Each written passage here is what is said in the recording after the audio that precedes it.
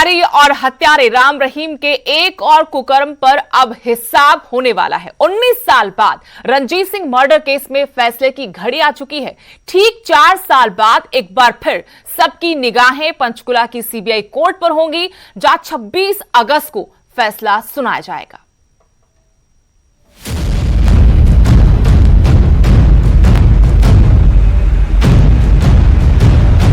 25 अगस्त 2017 को पंचकुला की CBI court ने डेरा प्रमुख गुरमीत राम रहीम को साथियों से बलात्कार का दोषी पाया था और अब ठीक 4 साल बाद यही कोर्ट डेरा प्रमुख के एक और गुनाह पर फैसला सुनाने जा रही है।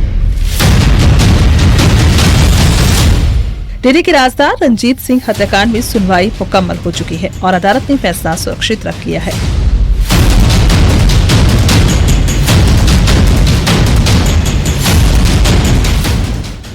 साध्वी रेप केस और रंजीत सिंह मर्डर केस में सिर्फ फैसलों की तारीख आपस में नहीं जुड़ती, बल्कि इनकी कुछ कड़ियां भी आपस में जुड़ी हुई हैं।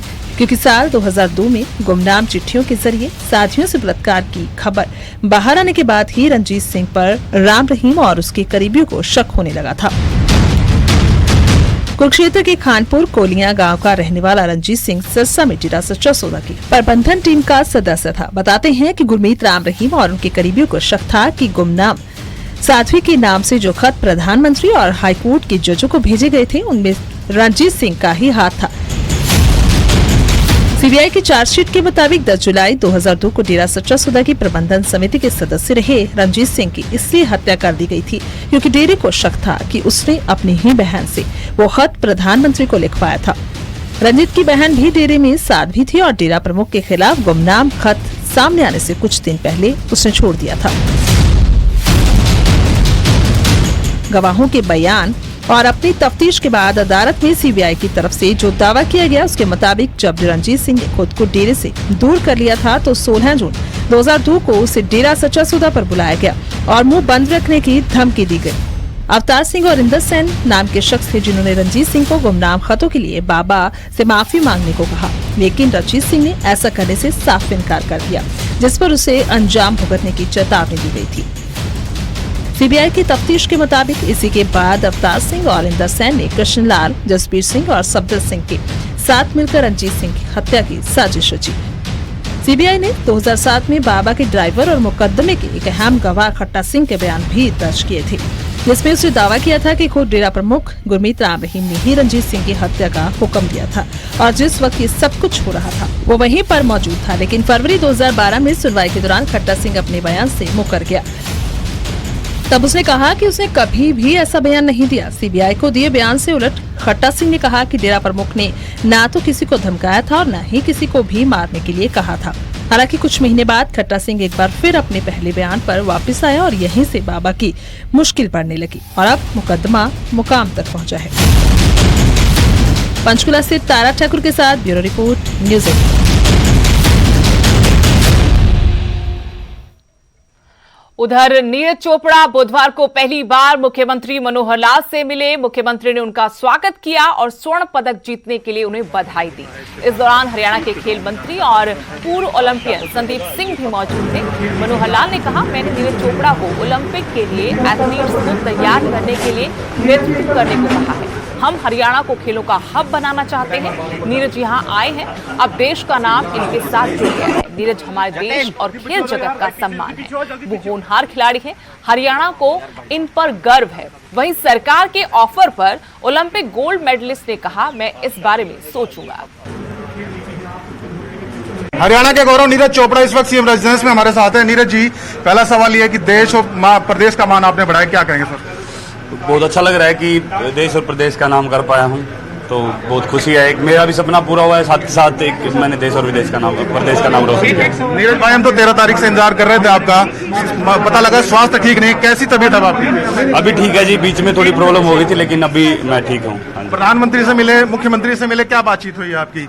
वही खेल के बारे में बातचीत हुई और काफी अच्छा लगा कि उन्होंने स्पेशल टाइम दिया और एक मोटिवेशन दिया, तो बहुत अच्छा लगा जी। सर, ये अंतिम सवाल है कि क्या लक्ष्य आप रख रहे हैं आगे फ्यूचर के लिए? आगे फ्यूचर के लिए अगले साल मेरी world championship, Commonwealth games, Asian games है, तो अपना पूरा उनके लिए मेहनत करेंगे। Best of luck. तो नीरज चोपड़ा गोल्ड मेडलिस्ट देश के एकमात्र जिन्होंने देश का नाम रोशन किया ओलंपिक में, आज मुख्यमंत्री आवास पर पहुंचे हैं और उन्होंने अपने जो अनुभव हमसे शेयर किया और बताया कि भविष्य में उनका टारगेट क्या रहने वाला है। चंडीगढ़ से कैमरामैन जितेंद्र के साथ मनोज कुमार।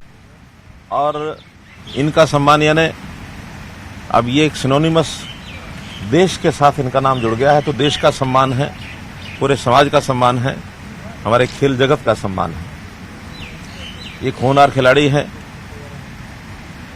इन पर हरियाणा को गर्व है, ये हरियाणा के गौरव हैं, हरियाणा के धरतीपुत्र हैं।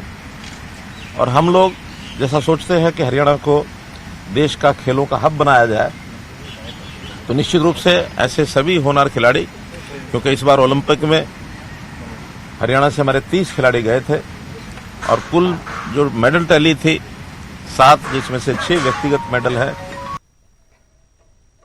कोविड-19 महामारी ने परस्पर निर्भरता की भावना को सुदृढ़ किया है, जिससे कि पूरा देश इस विपत्ति का एकजुट होकर मुकाबला कर सके। वैक्सीनेशन का ऐलान होने के बाद जरूरी हो गया है कि हम सभी अपना सर्वश्रेष्ठ योगदान दें, जिससे हम एक साथ वायरस को हराने की तरफ कदम बढ़ा सकें। और नेटवर्क 18 इस मुहिम में हर कदम पर आपके साथ है। जब तक सभी सुरक्षित नहीं होते, तब तक कोई सुरक्षित नहीं होगा। इसी सोच के आधार पर हमारे कैंपेन संजीवनी का लक्ष्य यह सुनिश्चित करना है कि वैक्सीन पाना सभी भारतीयों का अधिकार है।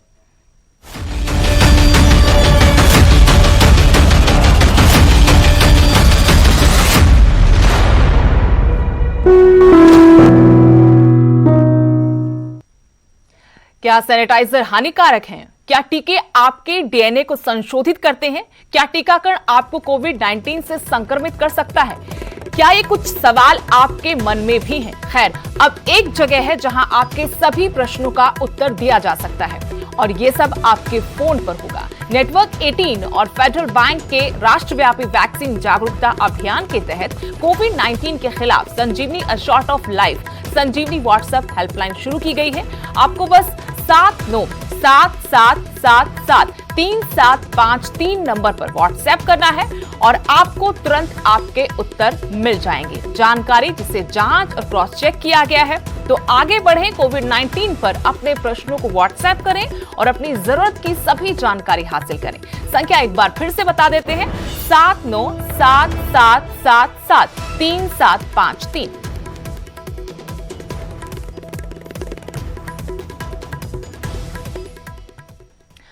देश में कोरोना केसेस काफी बड़े हैं, ऐसे में मास्क सबसे बड़ा हथियार है।